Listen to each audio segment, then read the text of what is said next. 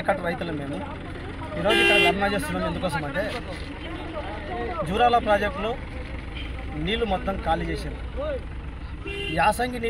యాసంగి పంటలకు నీళ్ళు ఇస్తామని చెప్పి కలెక్టర్ గారి మీటింగ్లో ఐఏబీ తీర్మానం చేసి 65,000 ఎకరాలకు ఉండాల్సిన లెఫ్ట్ మెయిన్ కెనాలు ద్వారా నీళ్ళు ఇస్తాము.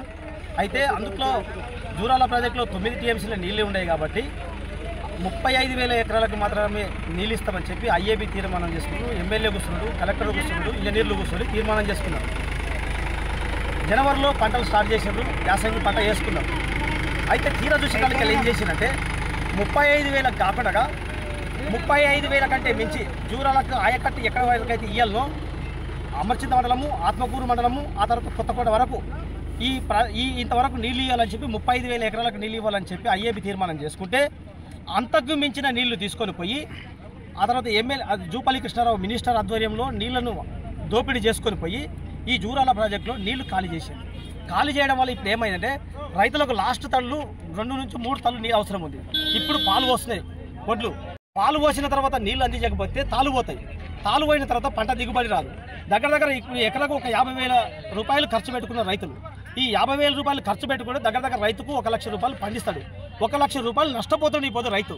ఈ నష్టపరిహారము ఎవరు చెల్లించాలి? ప్రభుత్వం అనుకున్న తీర్మానం ప్రకారంగా 35,000 ఎకరాలకు నీళ్ళుగానే ఇచ్చింటే ఇప్పుడు అందరికి నీళ్ళు సరిపోతున్నాయి. అంతకంటే నీళ్ళు ఎక్కువ తీసుకుపోవడం వల్ల ఈ రోజు నష్టపోతున్న రైతులు. అంతేకాకుండా జూరాల ప్రాజెక్టులో వరదలు వచ్చినప్పుడు మాత్రమే లిఫ్ట్ ఇరిగేషన్లు చాలు చేయలే. లిఫ్ట్ ఇరిగేషన్లు ఏం చేశారు? వరద లేని సమయంలో కూడా లిఫ్ట్ ఇరిగేషన్లు చాలు చేశారు. లిఫ్ట్ ఇరిగేషన్ల కింద ఈసారి ఇరిగేషన్ చేయకూడదు, కల్టివేషన్ చేయకూడదు అని చెప్పి క్రాప్ హాలిడే ఇచ్చారు లిఫ్ట్ ఇరిగేషన్ల కన్నిటి కూడా. కానీ ఐఏబీ తీర్మానానికి వ్యతిరేకంగా లిఫ్ట్ ఇరిగేషన్ల ద్వారా నీళ్లు తీసుకుపోయి జూరాల డ్యాములో నీళ్ళనంతా తీసుకొని పోయి ఈరోజు జూరాల ప్రాజెక్టును మొత్తం ఖాళీ చేశారు.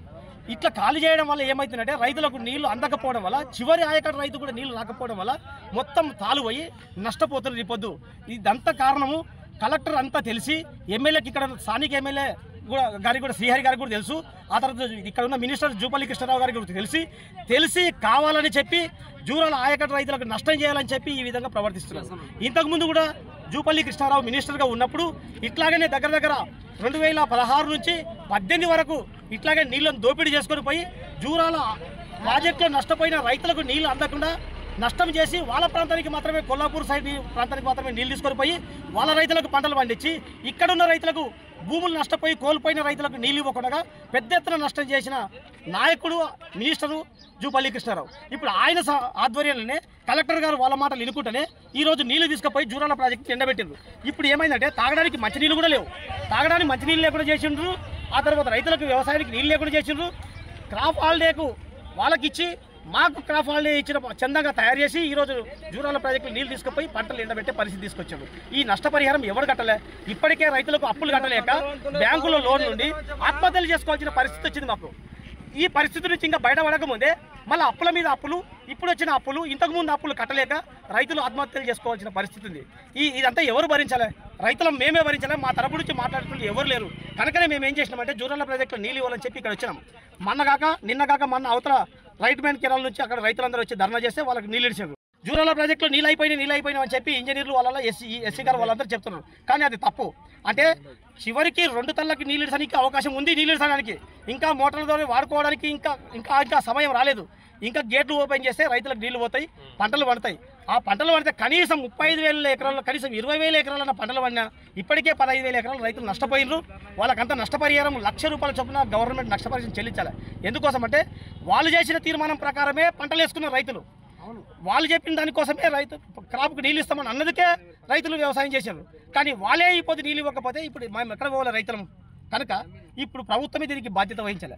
ప్రభుత్వం బాధ్యత తీసుకొని కలెక్టర్ గారు వెంటనే స్పందించి జూరాల ప్రాజెక్టులో ఉన్న నీళ్లను కూడా 2 తళ్ళకు లేదా 3 తళ్ళకు రైతులకు ఎక్కడి వరకు పారుతావో అక్కడి వరకు నీళ్ళు ఇడిపించి రైతులను ఆదుకోవాలి.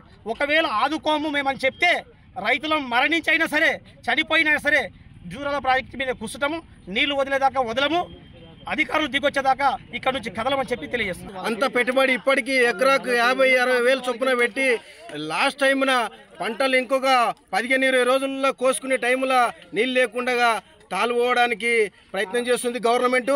ఈ గవర్నమెంట్ తక్షణమే రైతులను ఆదుకొని ఎక్కడి నుంచైనా కానీ ఈ ఎప్పుడైతే ఐడిపి తీర్మానం చేసి మీకు పంటలు వేసుకోమని చెప్పిండ్రో దాని ప్రకారంగా నీళ్ళని కంపల్సరీగా ఇడిసి రైతులను ఆదుకొని నష్టపోకుండా చేయడం కరెక్ట్ అయిన పద్ధతి.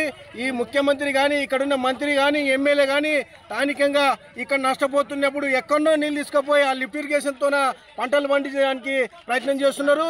అవి సస్యమేర ఆ ప్రయత్నం చేయకుండా ఎక్కడైతే సాగునీరు ఇస్తామన్నారో ఆ ఏరియాకి నీళ్ళు ఇచ్చి పంట పండియాల్సింది పోయి ఇష్టం వచ్చిన వదిలి ఇప్పుడు ఇక్కడున్న రైతులని ఎండబెట్టి ఎక్కడో కొల్లాపూర్ తీసుకుపోయి వాళ్ళ పారబెట్టి ఇక్కడ ఉన్న రైతులు 100 కిలోమీటర్లు దూరం తీసుకుపోతున్నారు. ఇక్కడ 100 మీటర్ల దగ్గర ఉన్న నీళ్ళని మాత్రం ఇవ్వకుండా పంటలు ఎండిపోయినవి.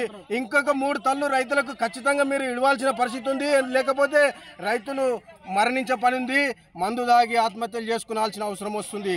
ఎందుకోసం అంటే మీరు చెప్పింది ఒకటి చేసేది ఒకటి. మరిన్ని వీడియోస్ కోసం ఛానల్ ని సబ్స్క్రైబ్ చేయండి. లేటెస్ట్ అప్డేట్స్ కోసం వాట్సాప్ ఛానల్ ని ఫాలో అవ్వండి. ఆ లింక్ డిస్క్రిప్షన్ లో ఉంది.